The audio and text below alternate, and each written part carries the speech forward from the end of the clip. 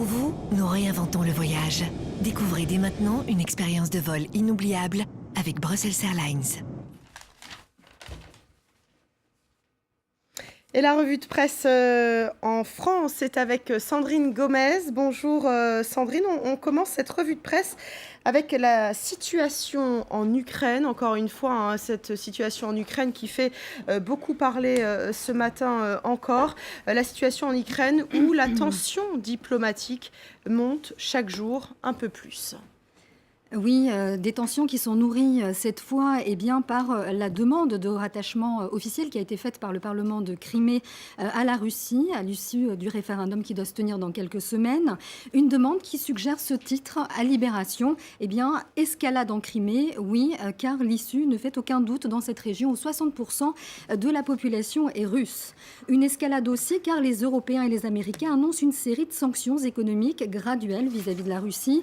Et le journal parle du bras de fer de plus en plus dur entre les États-Unis et la Russie. Un bras de fer d'ailleurs qui est qualifié comme étant le plus dur depuis la chute de l'ex-URSS. Les Européens seraient ainsi au pied du mur, partagés par ceux qui prônent des sanctions économiques, les pays de l'Est, et puis les pays européens qui, eux, sont un peu plus frileux, notamment la France et l'Allemagne, la Russie étant d'ailleurs le troisième partenaire économique de l'Union européenne. Alors, on a assisté à une intense diplomatie ces derniers jours qui pourrait finalement ne pas servir à grand-chose, Sandrine. Oui, car en disant au Parlement de Crimée qu'il allait étudier cette demande de rattachement, Vladimir Poutine montre, nous dit le quotidien Libération, qu'il n'a peur de personne et qu'il n'écarte pas l'hypothèse d'une annexion pure et simple de la Crimée. Il choisirait la politique du pire. C'est une provocation, nous dit le journal. On se demande si Vladimir Poutine n'a pas finalement pour seule logique que celle de l'affirmation de sa puissance et de son autorité face à la communauté internationale. Poutine sait qu'il peut être à lui seul le déclencheur d'un scénario catastrophe, mais il ne semble guère s'en préoccuper, nous dit Libération. Alors Vladimir Poutine qui a d'autres occupations, pas seulement la Crimée, mais aussi a des préoccupations à Sotchi. Oui, ces préoccupations sont effectivement ces Jeux paralympiques d'hiver qui doivent s'ouvrir ce soir à Sotchi.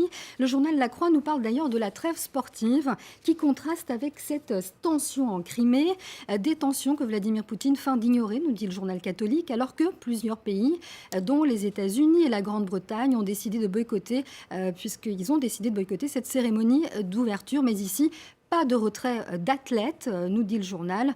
Il estime que finalement, ce dilemme des Ukrainiens n'a que peu d'écho dans le monde sportif mondial. On est très loin du boycott des Jeux de Moscou en 1980.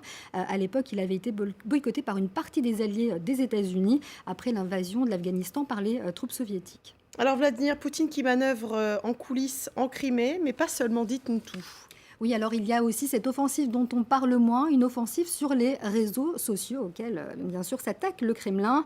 Et il s'attaque tout particulièrement au réseau social VKontakte, VK, très connu en Russie et plus populaire que Facebook, là-bas, avec 50 millions de visiteurs. Alors, il y a deux façons pour le Kremlin de s'y attaquer. Tout d'abord, en créant des pages et des contenus pour discréditer le nouveau pouvoir ukrainien aux yeux de l'opinion russe. Et puis aussi en bloquant l'accès au réseau à plusieurs groupes pro-ukrainiens, sous prétexte que ces groupes relayeraient des appels au terrorisme et à la participation à des manifestations non autorisées, notamment à Moscou.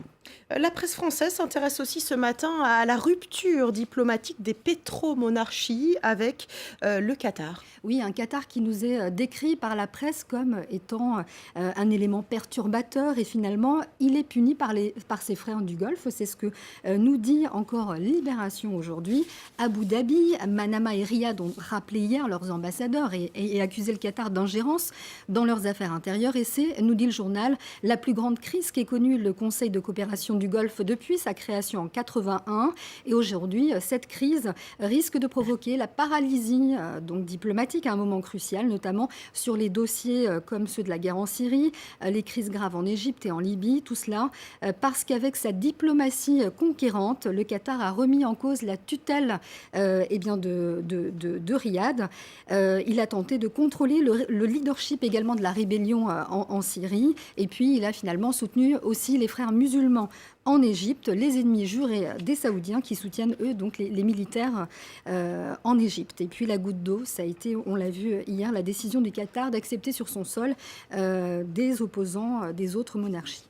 Merci beaucoup Sandrine Gomez, c'était la revue de presse française. Vous pouvez la retrouver d'ailleurs sur notre site www.france24.com. Restez avec nous dans un peu moins de 3 minutes maintenant. Un nouveau journal, nous serons en direct de Simferopol en Crimée avec notre envoyé spécial Roméo Langlois. A tout de suite.